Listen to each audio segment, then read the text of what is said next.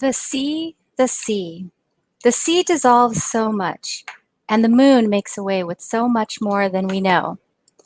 Once the moon comes down and the sea gets hold of us, cities dissolve like rock salt, and the sugar melts out of life. Iron washes away like an old blood stain. Gold goes out into a green shadow. Money makes even no sediment, and only the heart glitters in salty triumph over all it has known that has gone now into salty nothingness. The program you are about to hear is fiction, science fiction. We make no guarantees, however, how long it will remain fiction, fiction, fiction.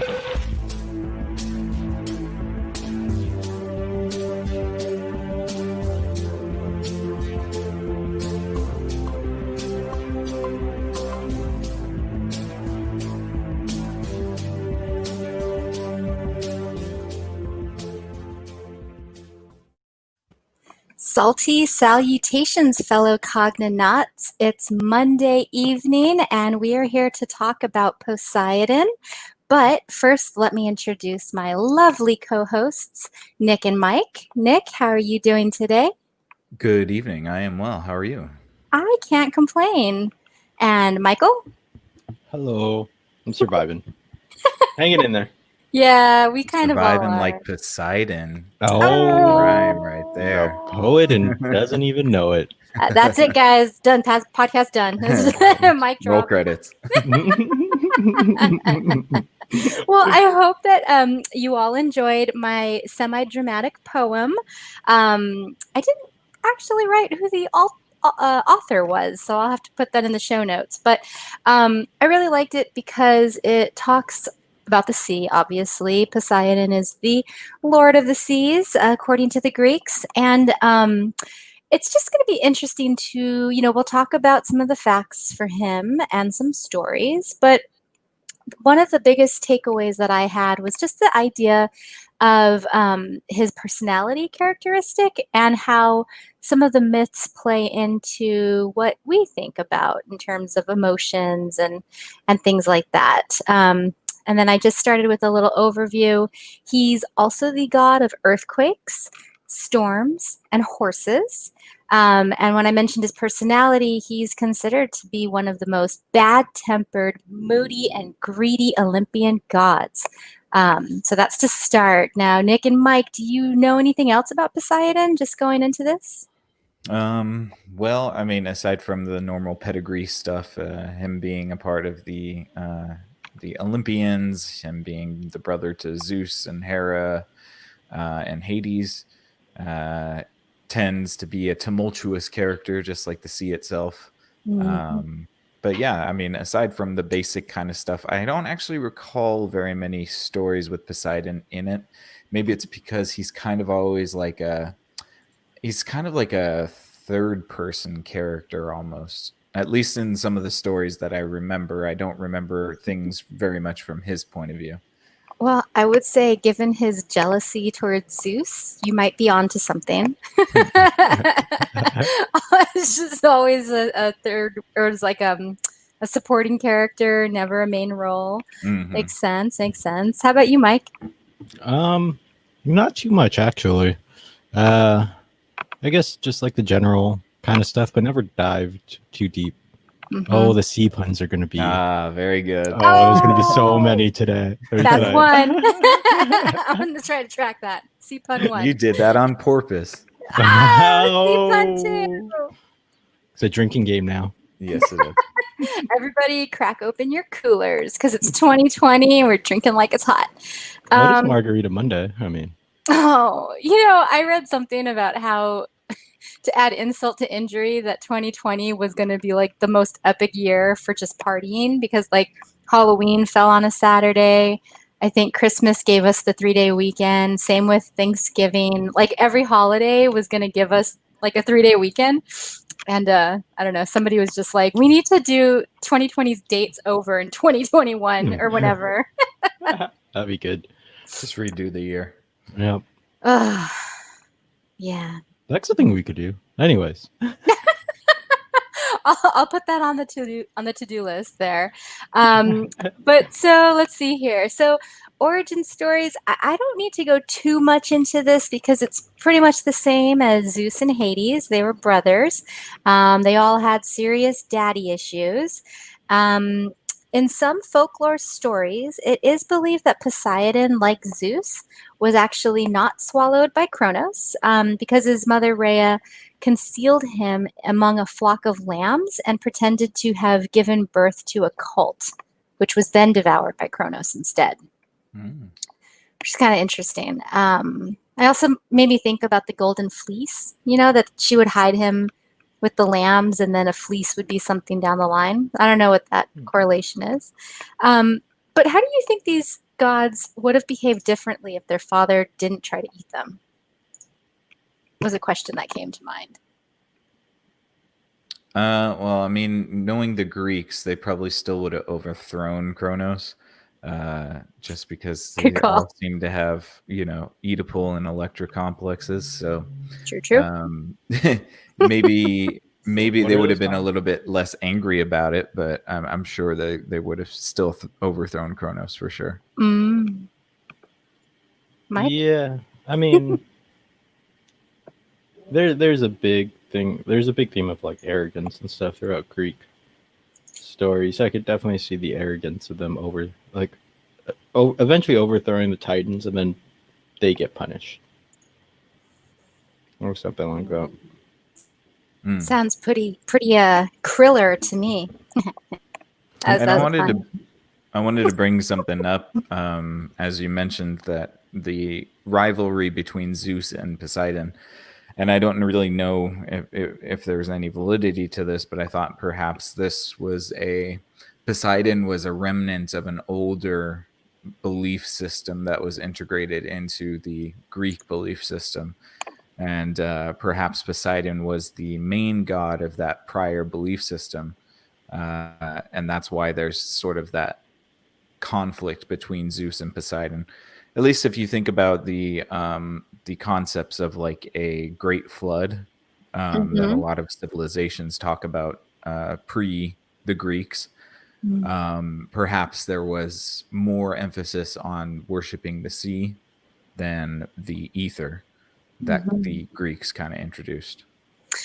I really like that idea. And I think that later on there's a story where we talk about a little, I don't know, like kidnapping plan, a little coup that was staged. But yeah, I don't know. That's kind of a very interesting idea. I could see it. I mean, especially since there's some gray area about whether or not he was swallowed or not. It's like, yeah, maybe it's kind of all different. Which coincidentally is the same kind of story as Moses, right? It's like the baby that escapes the slaughter to come back and claim the land again. Wow. Sounds so sweet. I know. I just thought, like, what a vengeful god, and I was like, oh, that does tie in. It does. Theories.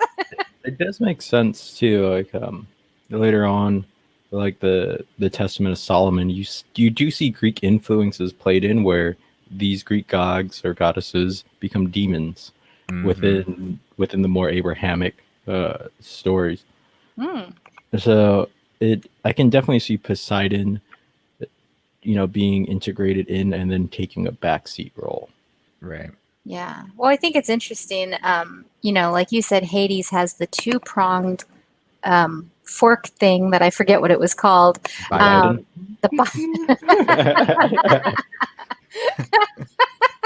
Silly.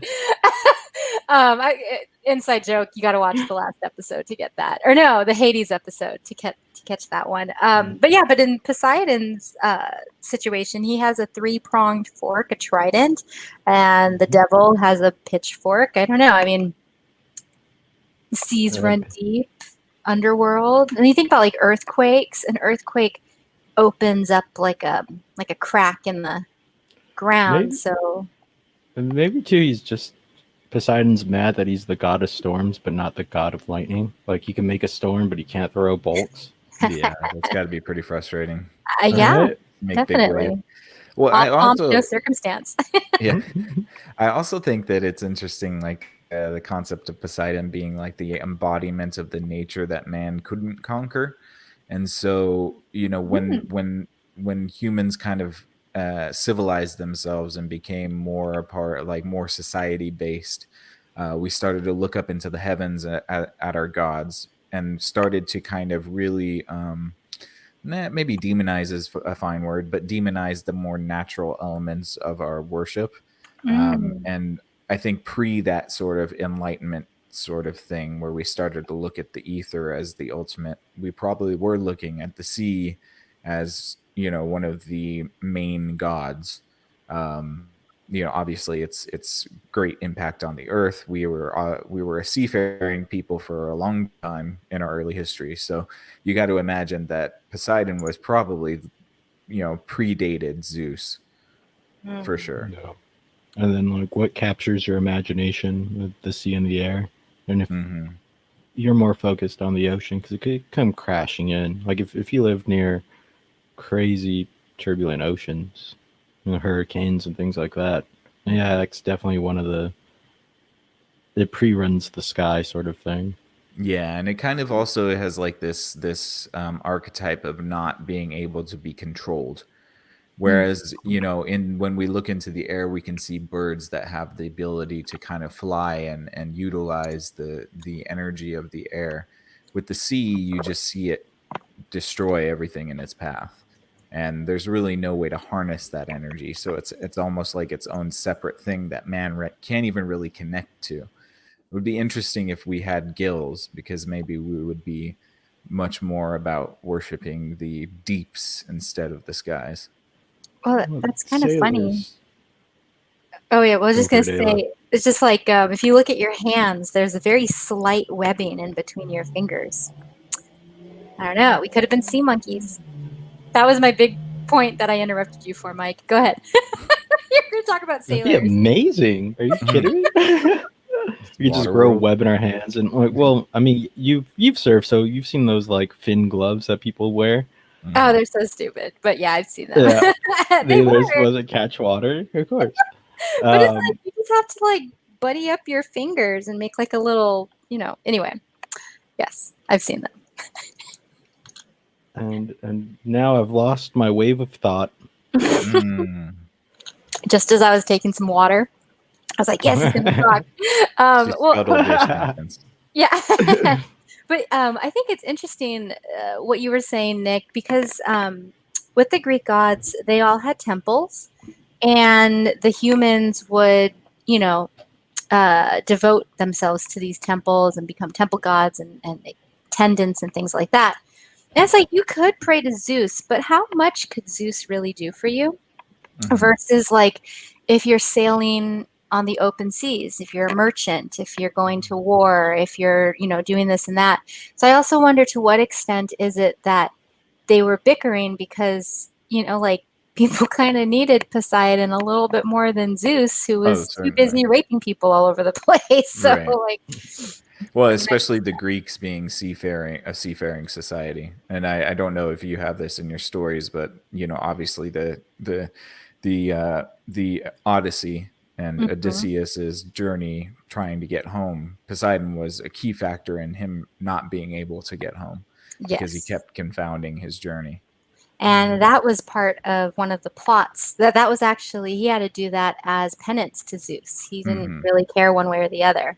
So I thought that was really interesting. And then just before we get into things, I just wanted to touch on water, this god of the seas, and emotions, and just explore that for a minute. Do you think that the correlation between water and emotion started with the Greeks? Do you think it's something we always kind of gravitated to?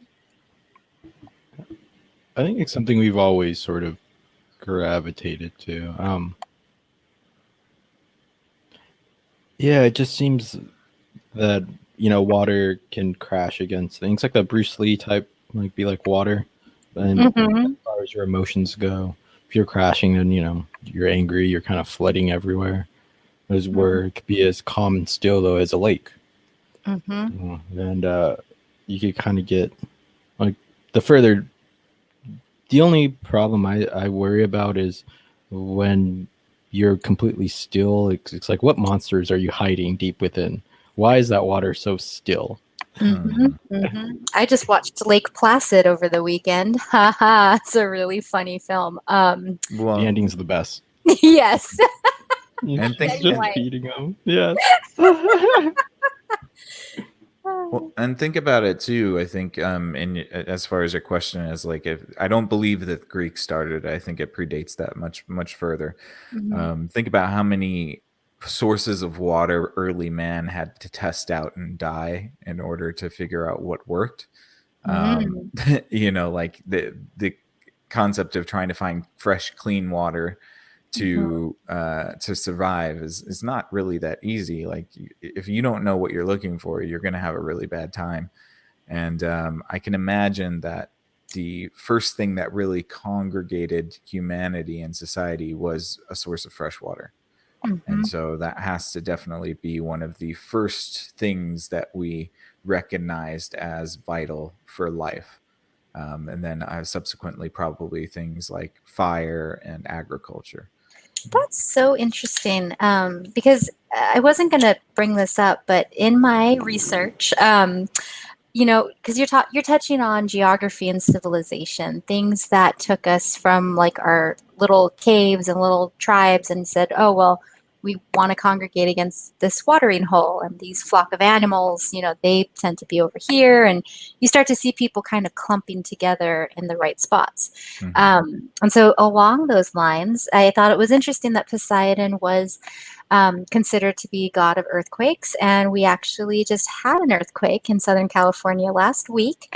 And there's a researcher that said that the Greeks were more aware of not just earthquakes, but fault lines, that they had a lot of earthquakes back then. They would destroy their temples. So they would actually build their temples strategically. In places, because I guess when they had earthquakes back then, there'd be these like springs that would open up, so they would try to put their temples near that. And I thought that was interesting, like just that they would give Poseidon not just the seas, but also the power of like earth movement. I mean, if you're the Avatar, that's 2 out of 4. Kind of supports your argument that he might be like the Mac Daddy God. Yeah, I can see that. Like, just God of it. I'm just trying to connect earthquakes to the ocean in some way, and it's very difficult as far as Well, like where those powers would align. I would think yeah. you would connect the ocean to the earthquake. So, in the Greek sort of geography, you got to think that most of the earthquakes are probably happening off of shore, and Uh, large earthquakes tend to bring large waves.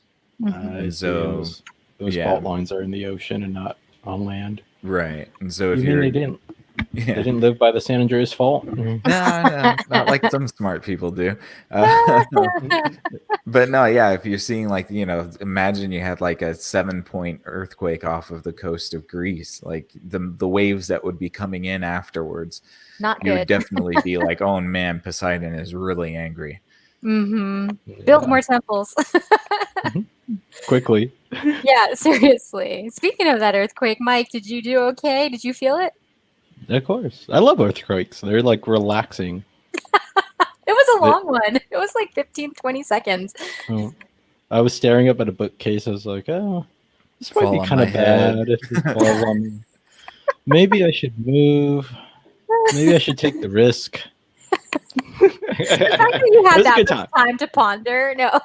It Well, I was was a good happy. earthquake. It was a 6 good out of one. 10. Yeah. I think it Well, was a yeah. 4.6 out of 10. Oh, Oh, here we dang. go. Well, it was funny because I was sitting in bed and like I started to hear something, and like my first thought was, "That's an earthquake," and I was like, "That's not an earthquake. That's a bit no. There's nothing shaking." And then it started shaking, like the windows were rattling, and I was okay until my dog lost it. Once she lost it, I was like ready to just cry and like cloak her, and it was so dramatic. We were all in the hallway. So I'm happy everything's okay and Poseidon Yeah. didn't do any damage. Exactly. Same here. Well, okay. So let's get into some of the notes. So I'm going to share just a couple more fun facts. Interrupt me if anything comes up. So Poseidon was a major god. He's one of the 12 Olympians. And let's see. So I mentioned the sea, but apparently some folks would credit him to control all water, including rivers and lakes, which again I think is interesting. If you think back on Nick's theory, humans are a good portion of water. Food for thought. For his appearance, he's known to be powerful, strong, imposing, bearded, with long blue hair. And they also mentioned that sailors relied on him for safe passage. So it stands to reason because of his influence on the waters, he was also worshipped in connection with navigation. And Poseidon was moody by nature, so his temperament was unstable at best, and his emotional fluctuations often resulted in violence. He's also known as being greedy, bad-tempered, moody, vengeful, warlike, and unpredictable. Among his strengths, he was a creative god, designing all of the creatures of the sea. He can control waves and ocean conditions, which I think is pretty cool. He created all the creatures of the sea. Wow. That's like none of the other gods were that prolific. I mean, were they? Am I missing something? No, not necessarily. I mean, Zeus did create humans, Yeah. but yeah, we'll give Poseidon the glow in the dark octopus. Yes. Oh. Much better. Far Yes. more creative than the human. Well, and actually, I mentioned it last Friday, but Mike, have you seen it? My teacher, or my octopus teacher. Did you get a chance? No, I have not yet. Okay, I'm raving about this film. Everybody needs to stop what they're doing and watch it, because it just talks about the sea, and I used to scuba dive, and it's just one of those things that when you do go into the ocean and you're a part of everything that's happening down there, it's a totally different world. And I just wanted to mention that because, we're out here trying to explore space, but there's so much of our own oceans that we don't even realize. They run deep. Did you guys want to add anything to that? Underwater cities seem like a cool thing. That's something we should work on. Ooh, yes. Yeah, okay. Did anybody else think that in The Little Mermaid, King Triton was Poseidon? Is he That's Poseidon? literally, yeah. Yeah. That is him, right? Yeah. Okay. Do you guys think Atlantis was ever a thing? Well, we have a whole episode on that, Ayla. So. I know. Well, what about I'm plugged- Zealandia? Zealandia, the continent, Oh, New yeah. Zealand was a part of the bigger continent that was sunk a bit. Probably gonna, yeah. Yeah, I don't know. Yeah. That's like the rumored Atlantis. So there is a continent that was found to be sunk, and it's like New Zealand's the upper altitudes, and everything below it was supposedly a continent that existed above water. But due to some great flooding event, it sunk. Some great flooding event. No, I mean, I think when you look at marsupials and just how weird some of those creatures are, I don't know. It just seems weird to me that that would all happen on one air. I know they're different, but anyway, I'm rambling. I think you're right. I think there's something like that out there for sure. I mean, it's just, if there isn't, then just imagine it. Why not? Yeah, why What's not? the harm?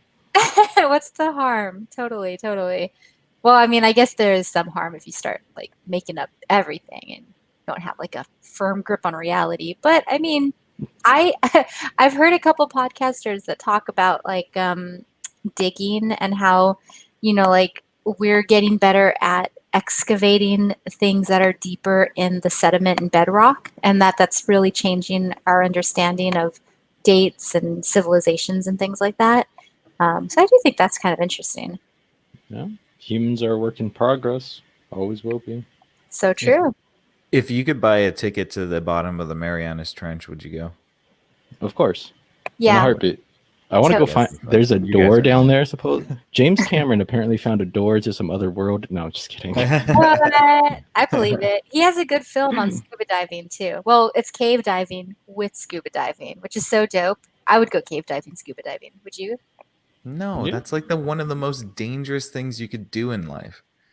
Ah, It's more dangerous than high altitude, low low output jumping or whatever. but Halo I mean, Base jumps. jumping. Yeah, Yeah, I that would guess be fun. Halo would be fun. Poseidon is disappointed in you, Nick. I know. I honestly, I am terrified of the sea, so it doesn't really matter. I want Makes nothing to do sense. with it. And I've seen people go down in those little tiny submersibles that are like one person, big enough for one person. I'm like that is just like you're in a booby trap waiting to be basically flattened into a pancake. Like the only way I could see it is that what if you sprung a leak and you're 20,000 leagues under the sea or whatever, and you just like see drip, drip, drip, like A captain goes down with a submarine yeah. Well, or and there's flattens.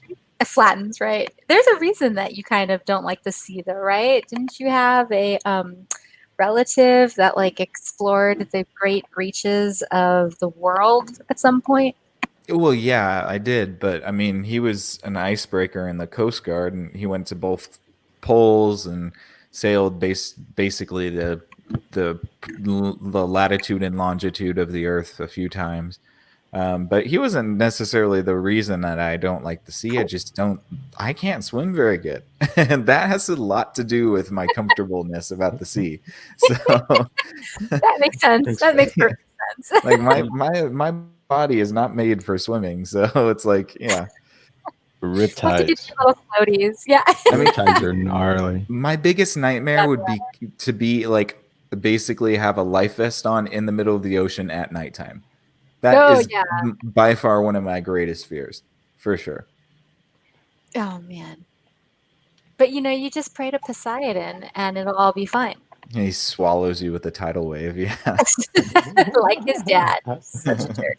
Well, and I think that's kind of an interesting segue into this next bit. Right before we jump into all the different stories about Poseidon, I went ahead and just looked up to see what the psychiatrist Carl Jung said about the archetype associated with this god.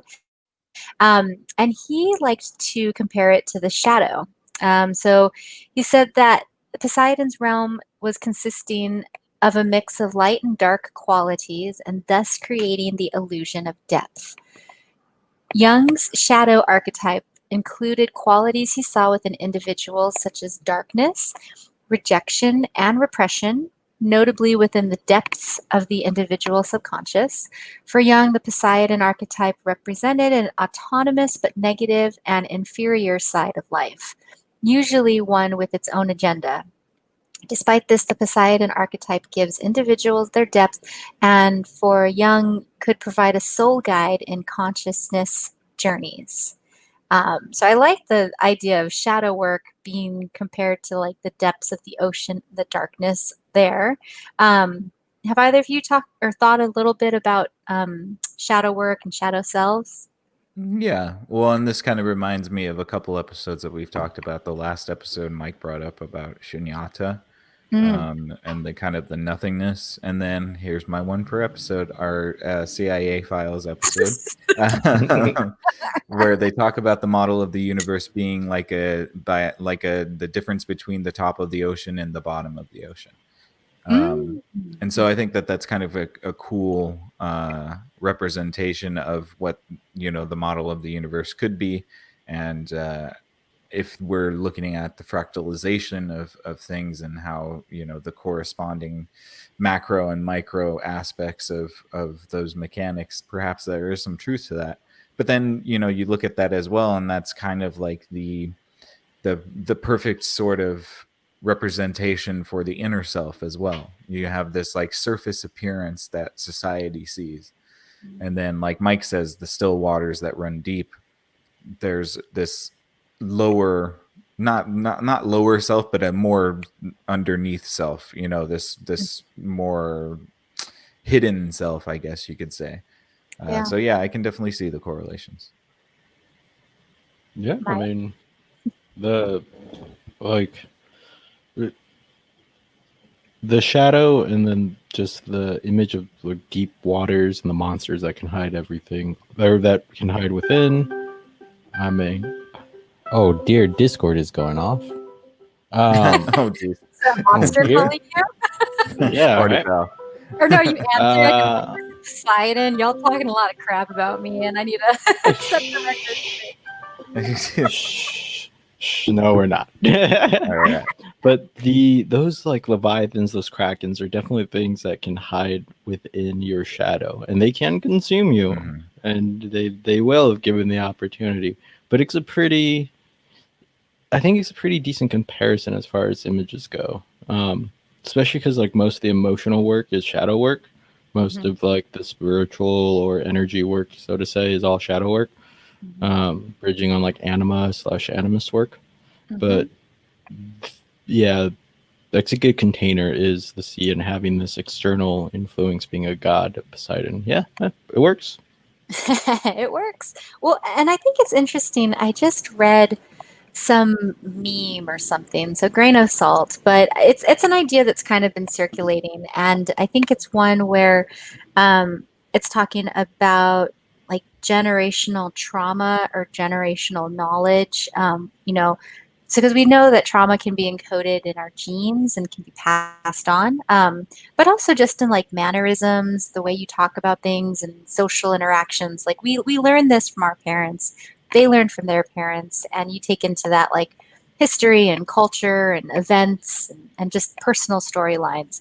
So I think it's interesting that there would be this connection with shadow work from this god Poseidon, who's known to be moody and who had serious sibling issues, serious dad issues, and just kind of like look at all of that in terms of just like you were saying, like the shadow work being the means to transmute and heal going into like the next level, which I think is kind of cool and definitely in line with what Jung says. I mean, I can't comment too much on the sibling stuff because I don't have any siblings, so it makes it really hard for me to draw comparisons accurately. So I don't. Yeah, I'm not too sure how much the sibling stuff would play into that moodiness.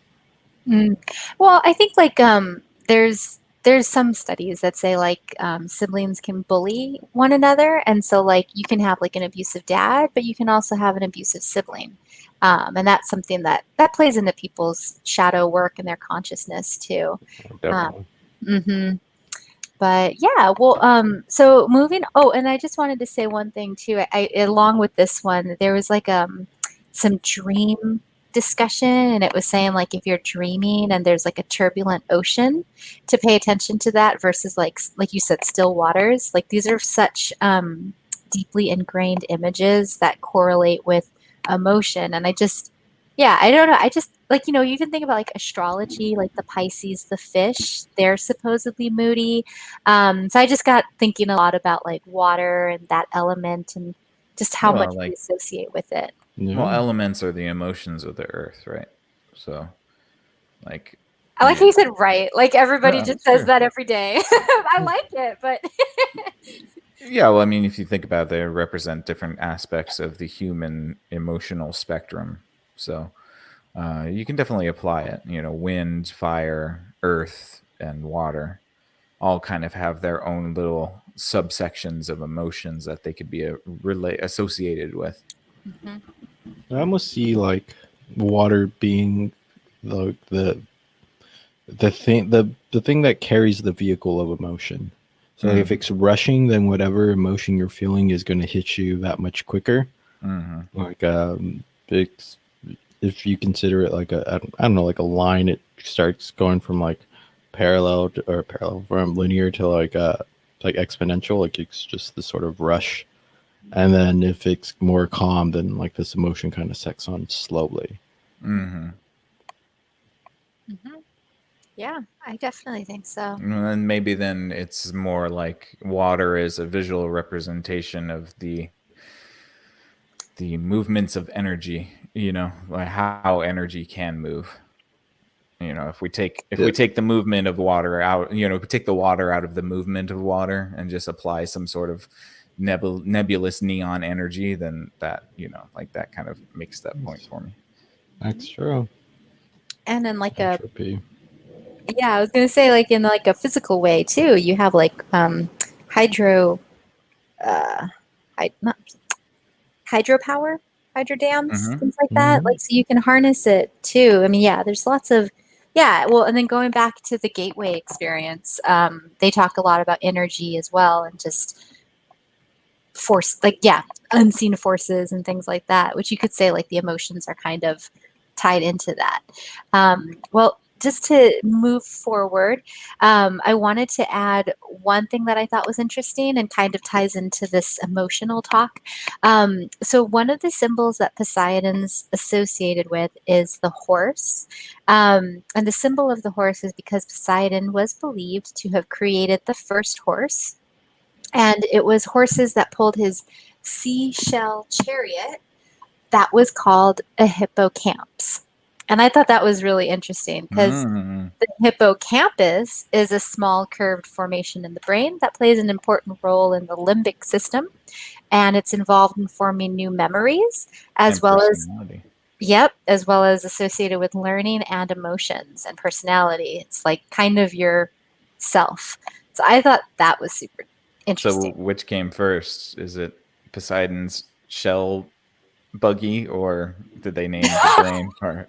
You know what I mean? So it's like, is they if they named the hippocampus after his little shell buggy, then that's pretty interesting. Yeah. I don't know why that made me crack up. Shell Bucky. Yeah, that's all I can think of it as. I mean, it's a buggy if it's drawn by a horse, right? So it's a Yes, shell it is. buggy. Now I'm Um, just thinking about VW made of shells. Like it's its exterior, like someone just pasted a bunch of shells on it. Kind of looks like a shell, so it works. a little bit, a little bit. Uh, Well, and then I was thinking back to like, because just that question, it made me think about your talk about the pine cone and the Mhm. brain, and like, I just, yeah, I don't know. I mean, like Egyptians had a sense of corpus callosum. You got like, I don't know. It's just kind of weird to me to think that like did they make these correlations? Did they know that the hippocampus was the heart of emotion? That just seems like so advanced. But I mean, I don't know. Does How would seem pretty advanced, but I mean, it could either be that or it could be an extreme case of synchronicity. You know. that's true. I mean, we do base a lot of our language on these Hmm. old terms, so that makes sense too. that's true. I was just like, we got all sad. do you think the brain, just to play devil's advocate, might be like self-aware of itself, like becoming self-aware of the different parts of it, so it's creating these images to try to make sense of itself? I don't know. I mean, like if you look at the burr holes that you can find in old skulls, we know that we've been Oh, the monkeying trepanning, around. Yeah, we've been trying to like break open skulls and figure it out for a which really is long time. so creepy because Yeah, they had skulls that were healed over. So like basically they got trepanned and then they healed and then they died later. So like they were living with holes in their skulls to it's so release the true. demons. Like, It's so Ugh. true.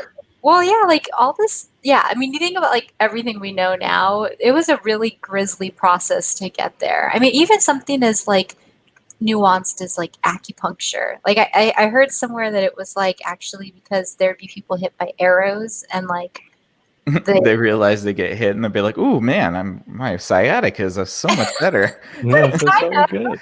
I, there's Well, like have you ever stepped on a sharp rock and it felt really good? yes. No, Never? no. I have. And it's just like you massage your foot a little. Maybe it's because I'm flat-footed or something, but it feels real good. But I can see that like an arrow hits you, and you're like My migraine's gone. relief. Yeah. Well, to my shame, I do need foot conditioning because my feet are very pansy. They do not like sharp anything. Oh Well, man. I'm never gonna survive in the woods if I don't get my feet toughened up. how are we gonna run from the government? Yeah.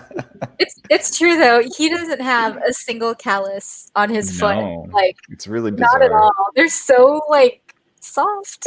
And not for once of like without any trying. Like I've definitely tried, but it just doesn't work.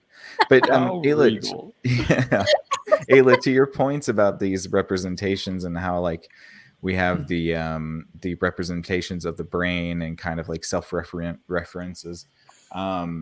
It reminds me of Michelangelo's creation of Adam, where Oh, they yes. basically the outline of the thing that God is in is the basically a cross section of the brain.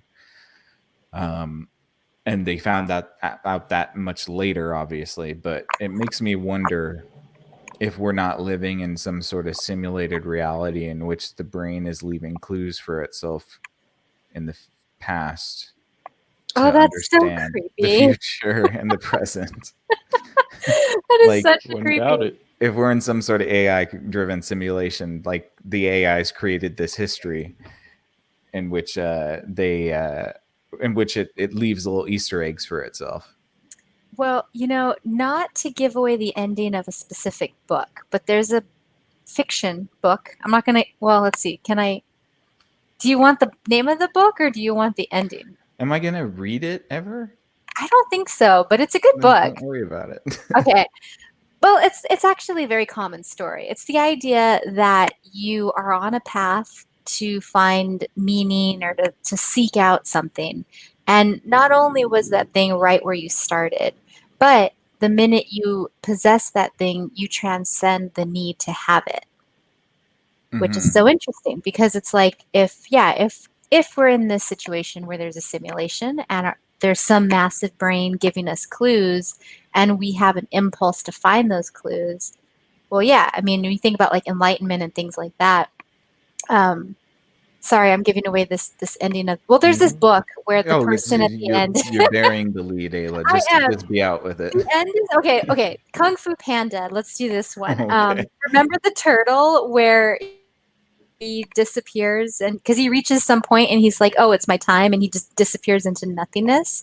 Well, Mhm. there's a book where that happens, but the main character, it's like meditates and meditates and gets to this level where he disappears because he Are you becomes like talking one. about Star Wars? It's Oh, also a thing in Isn't Star that Wars. like Luke Skywalker in the newest trilogy Look, series? can we not wow, I talk about that? wasn't, Can we just but pretend that doesn't exist? I don't want to. Disney wants to pretend it doesn't exist. No. I Use wasn't that talking veil, about that. Disney. You're on the right path, You were Disney. being so Use that cryptic, Ayla. veil. Like that's literally every story that's ever been written. Yeah, so okay, well then that's my point then is like there's a lot of stories where you have this like disappearing of the physical self. I don't know. If we are in a simulation, it would make sense that once you figure it out, you would dissolve out. But if that's the case, I don't know why Elon's still here. He must have figured it out a while ago, no? No, Well, no, I don't know. there's notions of Einstein's. Hey, I brought this up before in the past. So there's a movie called World on a Wire, Mhm. where the whole movie takes the 1977 German film, 4 hours long. It takes place in a simulation, but this character named Einstein figures it out. And so Elon Musk, the billionaires, or if this gets borderline conspiracy theory, but if you remove the money, there may be people that can, or running functions of code that can communicate from this simulation to the world above. And if that world above is a simulation, then I hope that there are beings there that can communicate to the simulation above it or the reality above it. It's But I just wouldn't be, turtles. yeah, I wouldn't be shocked if there are messengers from one reality to another, whether they be messenger angels, people that figured out it was a simulation, or people who are more skilled in diving into the collective unconscious of humanity. Gosh, Mm. that would be such a disappointment. So, like, you escape this reality and you're like, yay, eternal heaven, or I don't know, and like this altruistic truth. And it's like, no, you're just in another level of Earth, but now you can see ultraviolet. And, I don't know. Bugs I Ex- mean, don't if that's exist. the way it works, well, who's complaining, really? I Like, guess. Yeah, yeah, I suppose. I better don't, than drifting into the sea of nothingness. energetic entropy. Yeah. I'm Yeah. actually okay with nothingness. I'm like How I'm good can you with be that. No. There cannot be nothing. This used to plague me as a child. Your reflexive brain makes me smile. I'm happy there's people like you that Stop. exist. Oh my god, that's so condescending. No, that was the most maniacal laugh. No, but I mean, I don't know. I don't know. If I really think about it, I don't think it's just nothing. It can't be. Nick?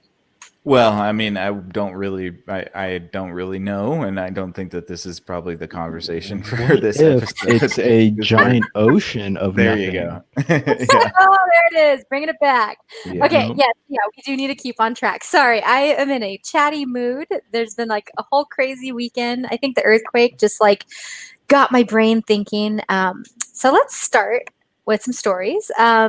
So we're about halfway through. So I'm going to start just with the first story, which it's not very long. It just says that after the gods defeated the Titans, the world was divided into three, and Zeus, Hades, and Poseidon drew straws to decide which they would rule. Zeus drew the skies, Hades the underworld, Poseidon the seas.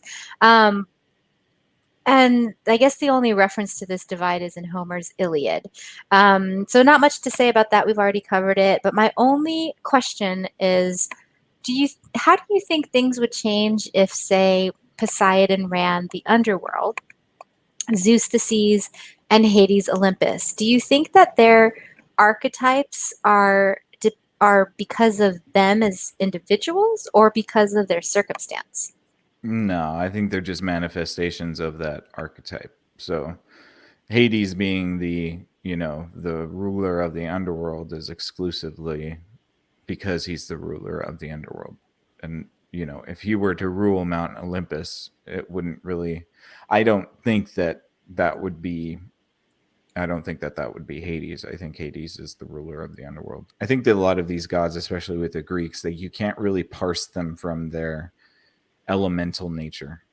I think the question is like, does title dictate behavior, or does behavior dictate title? Like if Hades ran Olympus and Hades was Hades and didn't like transform into a Zeus, then that would be a very passive Olympus, and you would see like a world in chaos, pretty much. Yeah, humans would just be left alone. Could you imagine how many tidal waves would be thrown if Zeus ran the sea? I was thinking the same thing. It would be water world, just better. Or you would just see these like ice bolts where he'd figure out how to like freeze ice and shoot it like a ball. Right. Throw it at people. And then if Poseidon ran the underworld, there'd be a lot of zombies on this earth. Totally. There'd just be waves and waves of zombies. I love it. Well, and that's exactly how I wanted to ask that question. I thought of it a little bit like nature versus nurture. Just thinking about these characters, again, a lot of them are archetypes. So if you're, a writer, or if you're just going through some stuff, I just think it's so interesting to think about these gods and kind of, there's the story, and then there's like the ripple effect that they created. So moving on to the next story. It's not too long. So Hera was the wife of Zeus, and let's see here. So Hera was the wife of Zeus, while Apollo was his son from Leto. Once, when Zeus was harsh on the other gods, Hera talked them into a revolt against Zeus. This rebellion was led by Hera, Apollo, and Poseidon. According to the Iliad, the reason for the betrayal on Poseidon's part is because of Zeus's lack of regard for others and outspoken nature. Poseidon was also convinced to betray Zeus because he was a bit jealous of him.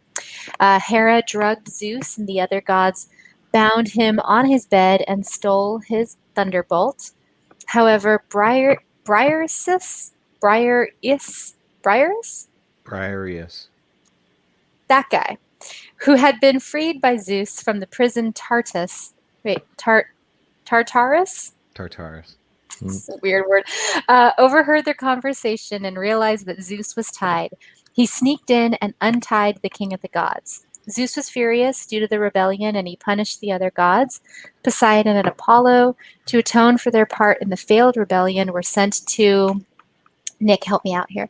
Phrygia. To serve as slaves to King Nick Oh, Laomedon. of Troy for 1 year. Together, the two gods built the famous impenetrable walls around Troy. So there's that rebellion story, and thank you, Nick, for the assist. I cannot pronounce shit.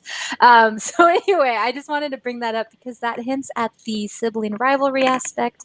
Talks a little bit about competition and jealousy among siblings, but there's more there too. So I don't know. Any initial reactions? Well, I mean, it seems to me that these are just the same sort of stories that the Greeks are saying over and over, because a lot of that was very much what Zeus and his mother did to his father, and Oh, you're so right.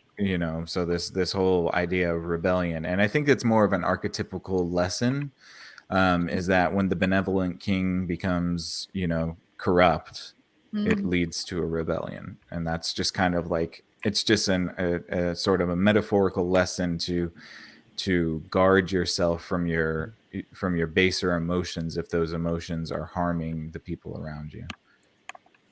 Well said.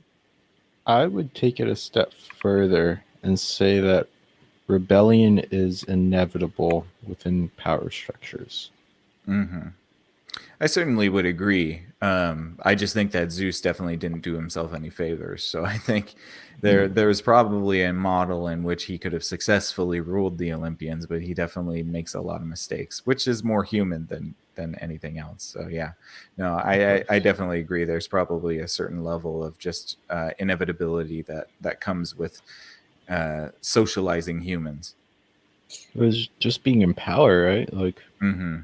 somebody's going to want to take that power, and it's usually someone close to you, like a brother Mm-hmm. or a sister, Right. or like some sort of family member, right? Mm-hmm. That is intriguing. Well, and it makes me think of our talk about the art of war and that paradox. If you want peace, you must prepare for a war.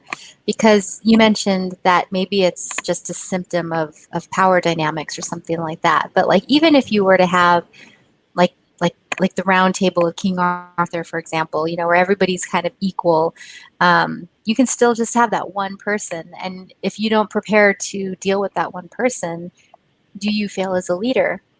As much as you want to be benevolent, you still have to take into account bad actors too.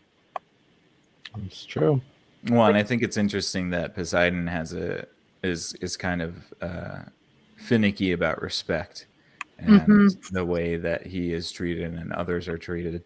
Um, so yeah, that would kind of reinforce for me that Poseidon was a separate god outside of Greece, and they kind of adopted him for sure, at least into their belief structure. I think that he's much more ancient because he has much more of a old world sort of, I mean, old world, we're talking about ancient Greece here, but he has an older world sort of philosophy and mantra as compared to his brother, which is he is much more boisterous and more arrogant and kind of lavishes in his power. Poseidon seems to be very aware of his power, but also very aware of a certain level of decorum that is becoming of a god, which tends to kind of lead me to think that he's old money instead of Zeus's new money.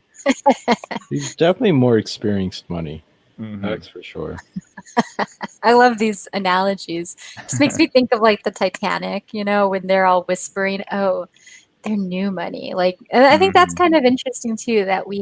Well, not we, but they, the richy people, have that mentality. Like, it's not just enough to have money. There's like a doorway into like the culture and the decorum, So the clothing. the thing is, what are you gonna do with the money? So like, there's a lot of selection shit. There's selection things that happen.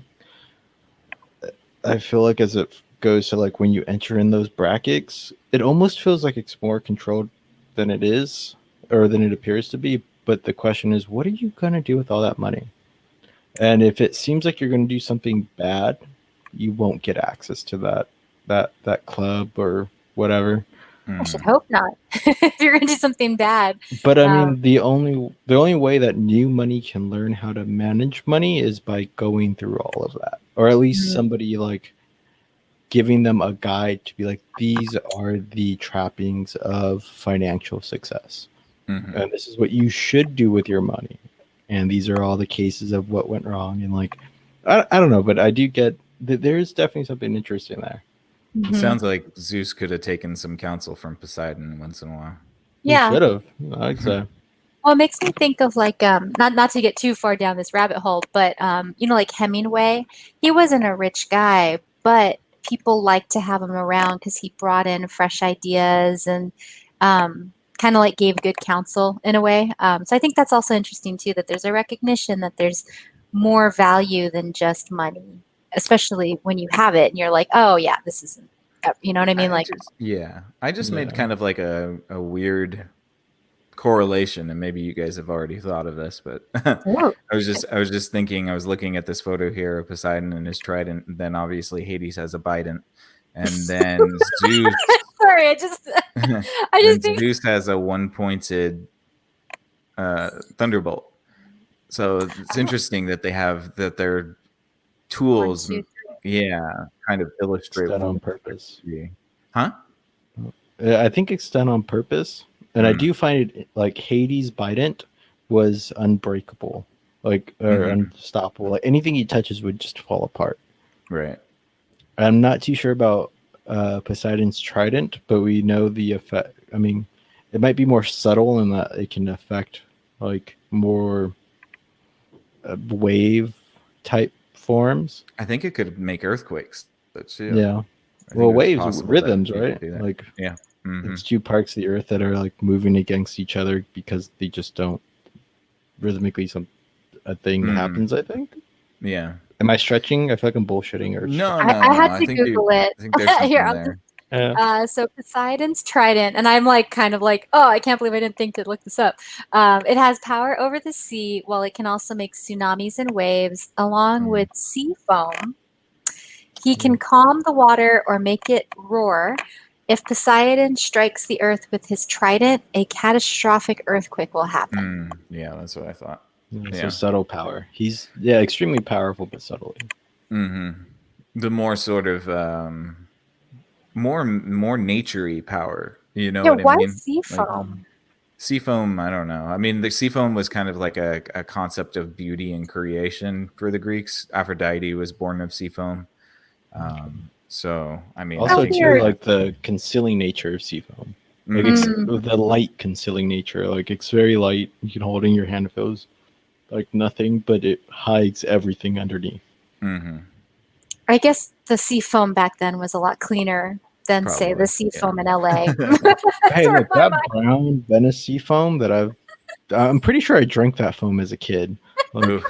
yeah, some LA mayor, I think back in the 70s or something, put a storm pipe like only 500 feet out instead of 5,000 feet out or Yeah. something like that for money. Yeah, now we get brown foam at Venice Beach, but I've held that in my hand and it's the same weight as white foam.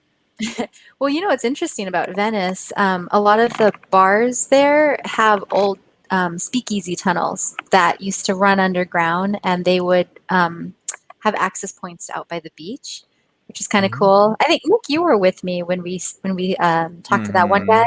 Yes. Yeah, Pirate coves are cool.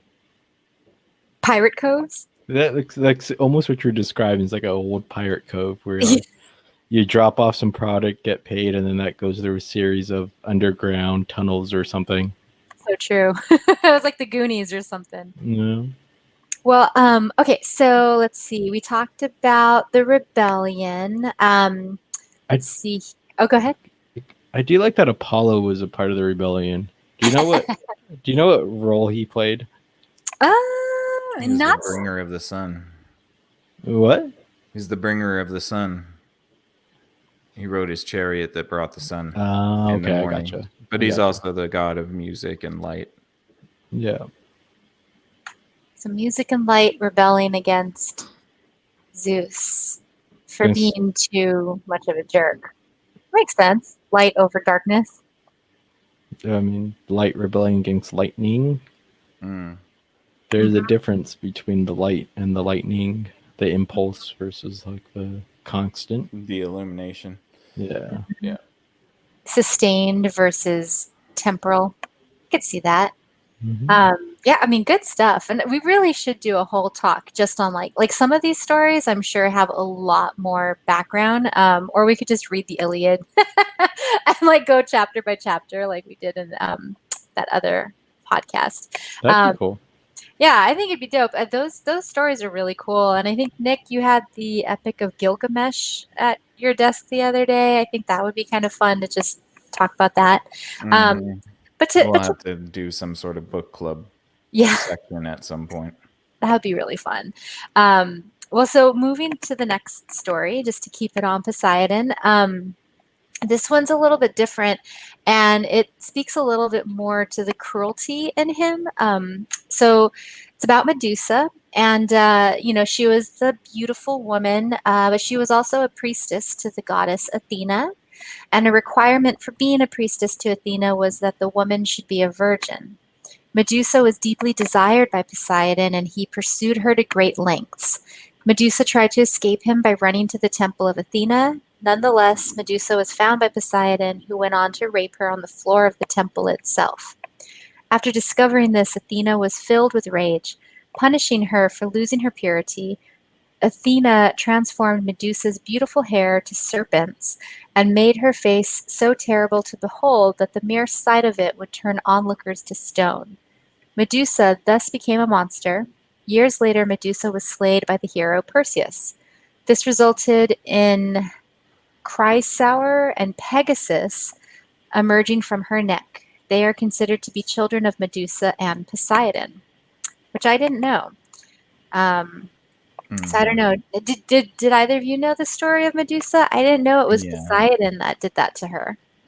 Yeah, the Greeks really are victim blamers, aren't they? Jeez Louise. Yeah, I cannot believe Athena was such a bee. Like, pff, Yeah, she was not a obviously, very. She was. Yeah. Well, we Athena's another great dive Was at some point too. what wasn't she really smart though?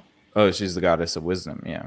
yeah. Yeah, so there's definitely an interesting correlation in humans when it comes to intelligence and cruel or intelligence slash wisdom and cruelty. Mm-hmm. Yeah. Well, I think it's So interesting. You have Medusa, a beautiful woman, and Athena, a smart woman, victim blaming Medusa, basically, like Nick said. yeah, Yeah. The thing is that in the Greek sort of like universe, they really, really hated when other gods got their people. You know what I mean? So Mm, like if you were if you were a disciple of Athena, she would hate it if Zeus came and interacted with you, or if Poseidon came and interacted with you. Same thing with Zeus. If you were a disciple of Zeus, like he would hate it if Hades came to you or something like that. Like they all very much hated the cross contamination of their little like fiefdoms, their ideological fiefdoms.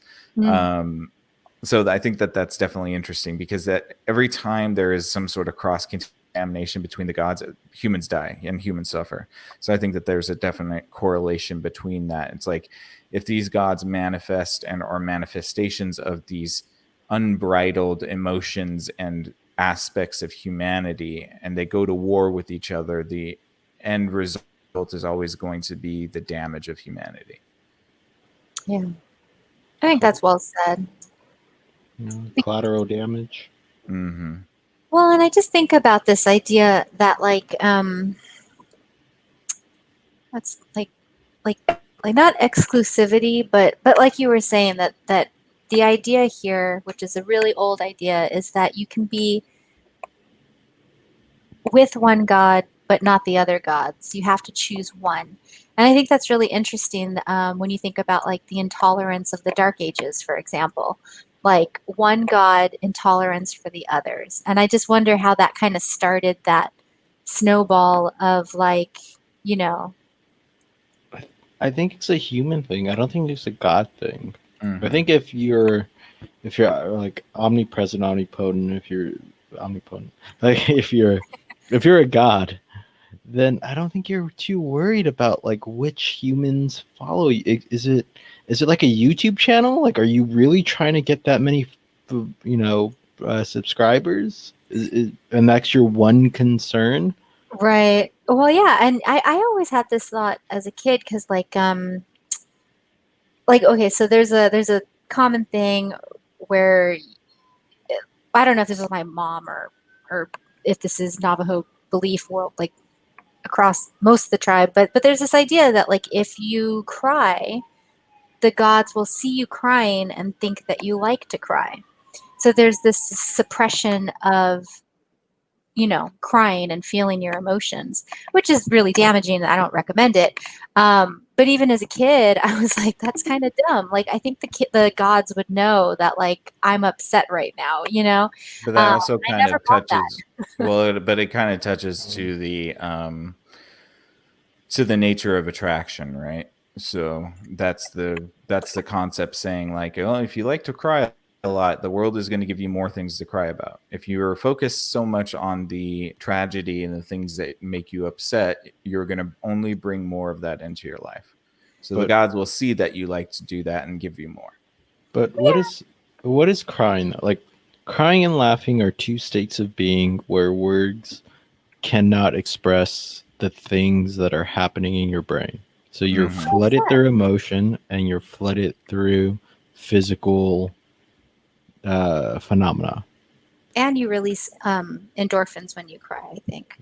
Okay. And from the sort of the sunyata state, like that's all crying is. Anything more, anything that the gods see, anything that the gods judge upon is up to the gods and to the responsibility of them. However, since humans write these myths on gods, it's like a self-reflection. I think Mm. like we're ashamed of being brought to these emotional states where we cannot intelligently articulate ourselves. Well, I think it's also recognition that unbridled emotion is a creative tool, right? And it has the ability to shape reality. And so that's what I'm trying to get at about this, the thing that your mom was saying. It's like if you indulge a thought pattern too much, you create a reality in which you are imprisoned by that thought pattern. So Mhm. that's kind of what I mean. It's that Yeah. not necessarily that crying is a bad thing, but if you decide to cry a lot and focus on the things that make you cry and make you sad, you are going to be a prisoner to that thought pattern. And it's funny because I rebelled against the idea, and then like I started to do a lot of kirtan for about a year. It's just I got into this really great yoga studio, and they had kirtan on Fridays, and it was amazing. But I kind of clued in a little bit more into some of that like manifestation speak and things, and it's like I can see where it makes sense and I can see where it doesn't make sense. Like totally different things. Like in my mom's case, I think a lot of that too is just the culture. You had to be hard to survive what the Navajo tribe went through. And that information gets passed down. And then it's like there's a point where you have to decide, like, well, you know what, like I can adapt now that things are different. So I think that those are kind of similar lessons to where you have the Greek gods having what they experienced with their father and then kind of moving forward and treating others the same way. It's like all very like relational, I think. Hmm. Yeah. What are humans other than relational though, right? Like the idea that no human is an island sort of Yeah. thing. Yeah. And I think it's interesting, just getting back to like Medusa and Poseidon, here's a woman that had something horrible done to her. And then she was made so that if you look at her, something horrible happens to you. So I wonder how much that's also kind of like speaking to the idea that we shun away from the dark. So it's like, if you like most people, like if they see a homeless person, they try to look away, don't make eye contact because there's that discomfort there. So I Well, don't know and if that's reading too deep into it, but I was just mulling about it.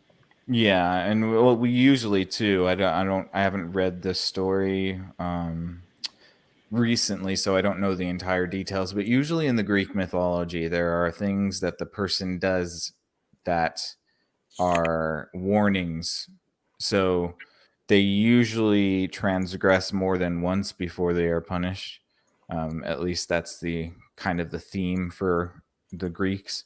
So it'd be interesting to see if there was some sort of thing that she and this Medusa indulged that she shouldn't have, quote unquote, shouldn't have.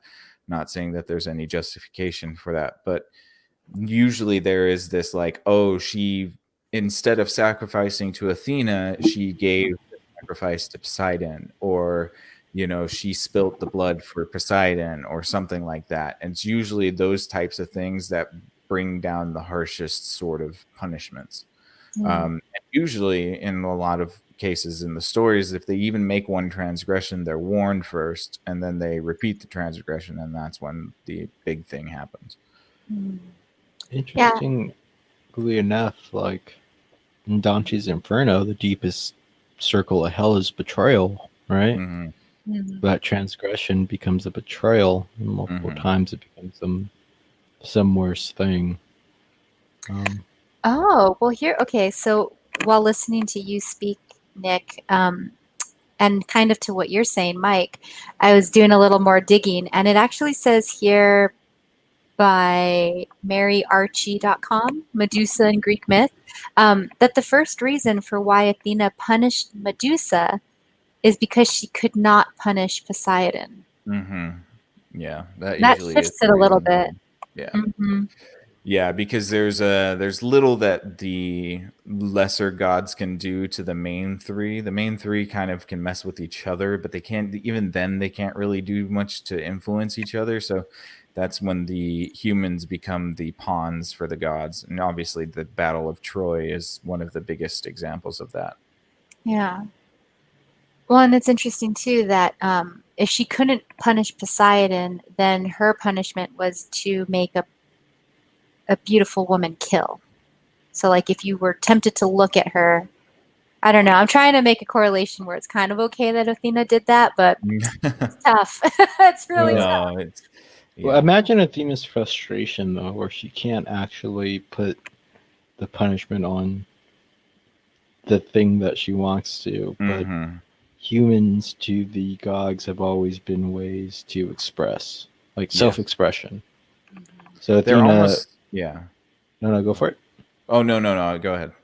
I was gonna say, like, humans, like those personalities, the ones that they pick on to do their deeds, those are the self-expression of the gods, which is why you get a Gorgon like Medusa, who is so beautiful, who is aesthetically pleasing, which is highly regarded amongst the Greeks, become this thing that turns you to stone. And as a guy who has looked at beautiful women, they can definitely turn you to stone. You just don't know what to do. You're just dumbfounded. Yeah. Such a crazy, yeah. I'm gonna have to look a little bit more into some of the like fringe theories about that story, because I mean it's just pretty crazy that happened. Like poor Medusa. Yeah, I don't know. Well, it's interesting too because I guess like Mike was kind of touching on there, the humans of Greek mythology they are secondary characters. It's not about the humans as much as it is about the gods. And so when they have these tales, the humans are just kind of like little plot devices for the gods to exercise their will. So that's why in a lot of stories, the gods are doing awful, terrible things to humans because they're kind of not seen as important. Just to, like, I guess to further my point, does Athena just want to turn beauty into a weapon because she's wise enough to know that it is? I think that's so. I was like digging more. The second reason that scholars theorize is that it's Athena's teaching to humanity that beauty is the source of struggle, which is kind of interesting. I think that might be just a little bit of, people expounding on the mythology. I guess. I don't necessarily think that that's the main crux of the message. I think it's really ultimately it's just about the piety to the gods that is expected of the humans, and you're expected as a human to be pious and honor your covenant with the gods. And you're totally right, because to say beauty is the source of struggle is to say like, oh, she was dressed like she was asking for it, right? Like, I guess that's kind of like Yeah. a similar kind of. No. Beauty is the like from a dude that has had a lot of unrequited love. Oh, Beauty's I would argue that beauty is definitely like the source of struggle in the sense that it's the source of unrequited love. So like it does have this mystic quality, but it's not in the sense of like she's dressing like she's like wanting it, because you can have the most conservatively dressed human and still find them insane. Like stone, it turns you to stone how beautiful they are, where you can't Mhm. respond to anything. right. No, yeah, no. I mean, I totally agree with what you're saying. I was just trying to kind of read through this a little bit while we're live here, but no, I think we should definitely have a whole talk on just beauty because, like it's one of those things where, well, or just like aesthetics. I think even Kant wrote just about aesthetics, about how humans are drawn to things that are beauty. But what is beauty? There's like the mathematical breaking of it. There's the familiarity with nature. There's beauty that comes out of rarity. Like there's so many ways that it's sourced. And it's weird how like obsessed we are about it, like as a culture in different ways. Yeah, we seek it out until we become the same thing, like stone. Like you Mm. just stay stuck searching for beauty in life. True, true. Well, let's see. I might have time for one more story. I'll make it a quick one. This one's going to be about Poseidon's wife. So, Nick, this is number 5. Is it Amphitrite? Amphitrite?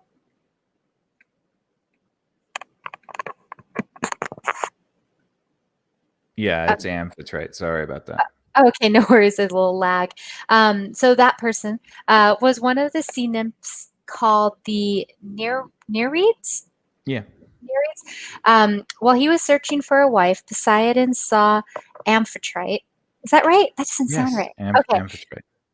While she was performing a dance on the Isle of Naxos along with other Nereids, ugh, he fell in love with her and decided to marry her. However, she refused his offer of marriage and fled to Atlas at the farthest ends of the sea. Poseidon didn't give up and sent his loyal friend Delphin, a dolphin-shaped god, to pursue her. Delphin found her, spoke persuasively on behalf of Poseidon, and ultimately convinced her to marry him. Uh, when she then returned, she became his wife, and he rewarded Delphin by placing him among the stars as the constellation Delphinus. They had 3 children named Triton, Rhode, and Benthysime. Mm-hmm. Nice. Ventismi. Thank you. Mhm. And so anyway, it's just interesting. There was only 50 Nereids. Gosh, it's such a hard word. Let's see. I mean, that's not very interesting story. But Nereids were kind of like sea nymphs. So like when you think about like sailors and things like that, like they would pray to them and such. So I think it's interesting. He picked a wife within his ocean realm. Yeah, and it's always, I mean, it's interesting to me that there's always a reluctance on the uh on the wife side. I don't think that there is I mean, except for maybe like the lovers of Cupid and Psyche, I don't think that there is like love in in the Greek like sense. It's Yeah, it a lot doesn't of it seem is like lust. Yeah.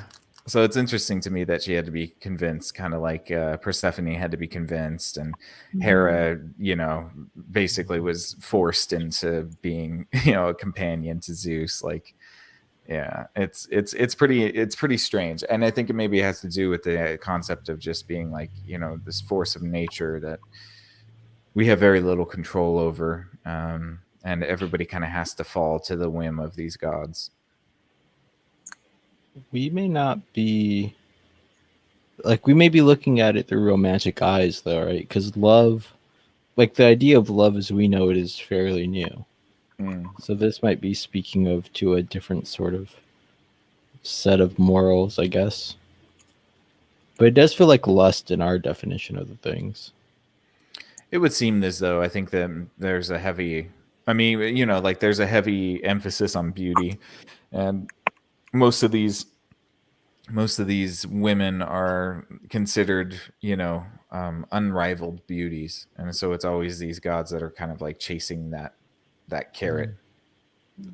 Yeah, I mean, I, I'm just really curious as like it. All the stories point to how they defined beauty, but I'm very curious if like we could make the writers from then time travel to now, what they would see. I don't even know if they would recognize what humans look like. That do you think they could find beauty here? Yeah, they could. They could I'm certainly. I I'm mean, more you know, concerned with what people smelled like back then. It just seems like yeah. a stupid Well, time. Yeah, we're nobody much was. cleaner. Yeah, nobody was showering. So Yeah, I mean, yeah, I wouldn't want to touch anybody, much There's less. bathhouses though. Like you just hung out with the boys and went to the bathhouse. Have you taken a bath but not showered before you take a bath? It doesn't feel great. Mm. I always shower beforehand. It's like one time I didn't, and I mean, like obviously the water wasn't like dirty or anything, but I just felt like I don't know, it didn't feel as relaxing to me. But that is interesting about love and stuff because I believe Poseidon in a different story convinced Aphrodite to make someone fall in love with a bull or something like that. Um, so it's weird how the term love gets thrown around as more of like you can just have it as like versus being pursued in the result of marriage or something like that. Like it's a Yeah, little that's the romantic sense where like you marry the person you love is very from like the romantic period, so to say, not like the business transaction of love. But it's you can argue that love is a spell cast by the gods. I think that's a fine argument. We could do a whole talk on Cupid. Just talk about like love and beauty and the origins of it and such. All those are Yeah, well, that's stories. where the Romeo and Juliet story came up from. Was Cupid and Psyche. Oh yeah, because then they talk about it at some point, like the wall, and there's like a little hole in the wall, and they allude to that. Mm. Well, I'm noticing the time. We're just about to wrap up. So before we do, any last thoughts about Poseidon or takeaways? Yeah, I just wanted to bring in one more nugget of info. The concept of we were talking about before about sort of the ocean being a representation of pure sort of natural energy. We didn't necessarily touch on, but I think it's interesting and worth noting that obviously the tides in the sea are run by the moon. And so it's kind of like this celestial body that also controls the tides. And obviously the moon is tied to feminine energy and emotion and things like that. So I think that it's interesting that those two domains seem interlocked with each other. I love that you brought that up, and that's a big reason why I chose the poem at the start, where it says the sea dissolves so much, and the moon makes away with so much more than we know. And I love the poem because we think of the sea as something static. It's it does its thing. I mean, not static, but it's usually where it is. But you've got like eroding sea lines, cars that are parked near the ocean, they erode faster. And so this like abrasive nature of salt water, you can't drink it, it'll hurt you. I think that it's just one of those dynamic features of the world that if you meditate on and you just kind of think about it in kind of like a creative way, it is so useful when you're trying to navigate the pool of emotions that you might be feeling right now during 2020 and all that stuff. And so, yeah, I think that's just kind of cool little tie-in. And I like that you mentioned this like celestial body, this otherness, because you have Poseidon who rules the god, but he's ruled by the moon, and the moon's ruled by gravitational pull or whatnot, like all these layers just cascading further and further and further out. Mm-hmm. Mike, anything else to add? Yeah, I mean, I am a bit worrisome. Like, mind your emotions. Worrisome in the sense that the moon is a external force to Poseidon that might be ruling Poseidon's emotions or Poseidon's thoughts, which could have a waterfall effect into your life if you're mindful of these things. Yeah, my thoughts are just try your best to be a lake, but don't be afraid to be an ocean. I like it. And with those words, I think I can conclude my little section on Poseidon. And I think, Nick, you wanted to do a couple show notes at the end, as per usual. Yes, thank you very much, you guys, for listening. We really appreciate it. We hope that you enjoyed this episode. Thank you to Ayla for bringing us this episode. That was really fun. Thank you. And thank you for Mike for participating, as always. We appreciate you. And yeah, we appreciate you guys for listening. If you'd like that, please give us some feedback. Let us know in the comments how you feel, if you have any questions, or if you just want to criticize us, we'll be more than happy to accept some criticism as well. Oh. But hopefully it's good and constructive. That would be nice. But anyways, we really appreciate you guys, and please, if you feel inclined to, don't necessarily feel obligated, but consider giving us a follow on our socials. We are on Instagram at Exofathom. We are on Facebook at Exofathom, and we are on YouTube at Exofathom. We shall be getting on to Spotify soon, maybe a couple more platforms, but you can also check us out over at thinkering.space. There we have a collection of podcasts for you guys to enjoy. They have the Plank with Joe, we have the Thinkering Report, and If Numbers Could Talk. So I think with that said, I want to thank my hosts again. Thank you, Ayla. Thank you, Mike. And thank you guys for listening. And until next time, Cognonauts, you stay out there, and we will catch you on the next Exofathom. Good night. Peace. Later.